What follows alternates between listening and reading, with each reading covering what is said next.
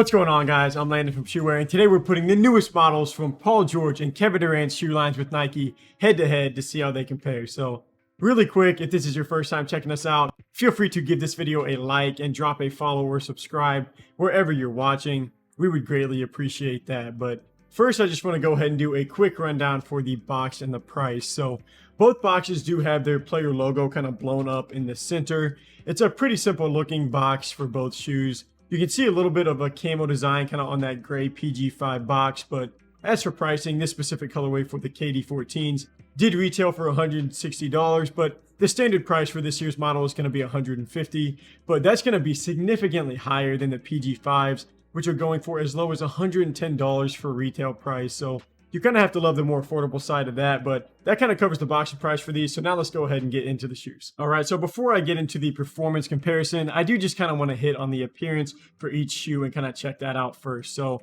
starting off with the colorways, since we do have some kind of bright ones here, we're going to be looking at the Nike KD14 Ron English 1 versus the PG5 Daughters. So starting off with Paul George's shoe, the biggest change from last year's model is they kind of did away with that zipper that ran up the middle of the shoe, which, you know, at first I thought that was a super weird look from last year's model, but I actually did kind of end up liking it in the end. But yeah, you know, that's gone. That is gone for this year's model. It gets more of a traditional look. There isn't anything, you know, too eye-catching about this PG5, just from the like appearance standpoint. I do like the overlay design, which kind of shows up in yellow on this specific colorway, and then you do have that pink base with like that camo look that kind of matches the box, similar to the box, and then you have that PG logo on his tongue, on the tongue for these shoes, kind of embroidered in there, which is a pretty cool look. But then switching to the KDs, something I love that has grown on me a lot is the strap on basketball shoes. I've mentioned that a bunch of times, but you can obviously see that show up on this KD14 model, and they did add that after not having it on last year's 13 model. But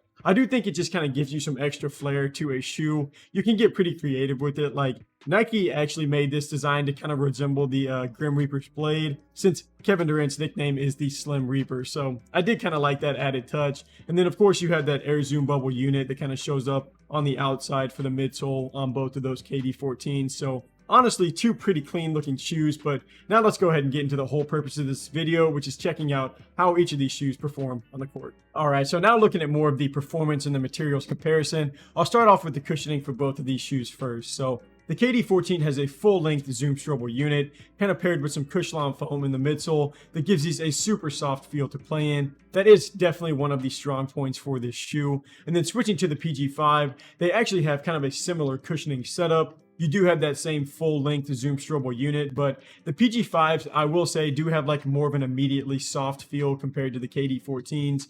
Those are going to require a little more break-in time, but still nothing major. But two super comfortable shoes here, no doubt. And then moving on to the upper and checking out like the materials and the support. The strap on that KD14 is there, but it doesn't really give you any added lockdown. But there are some like kind of plastic pieces on the outside to kind of help out with that support. So then moving to the PG5s, you're going to get some cheaper materials kind of making up the upper, but you know, that is going to be kind of consistent with some of his previous models, and it still performs well, especially whenever we're talking about the price. And then there is some kind of added support kind of thanks to the outrigger on these shoes, or more simply put, if you are looking at the shoe directly from above, you're going to see some like additional coverage kind of extending out or like kind of protruding out from the shoe. It just gives you a little bit more of a wider and kind of a more stable base. And then jumping to the bottom of these to check out the traction, I'll start off with the PGs for this final section because, you know, this is honestly arguably one of the like pinnacle setups for traction in basketball shoes. So Nike more or less stripped this pattern right off of the Kobe 9, and it's one of the best feels that you can get to play in.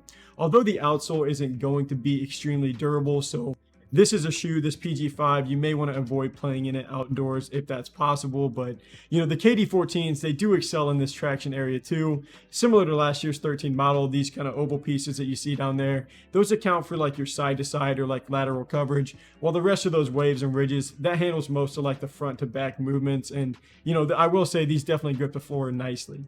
But as for sizing, both are like a perfect true to size fit. The PG5s are a little bit more wide, so you may have some extra room there, but I still would probably recommend going true to your normal Nike size. And for the final ratings, this is where it gets a little bit tough. The KD14s do have one of the nicest designs just for the appearance, so I really do like those. I'm leaning that way for the look.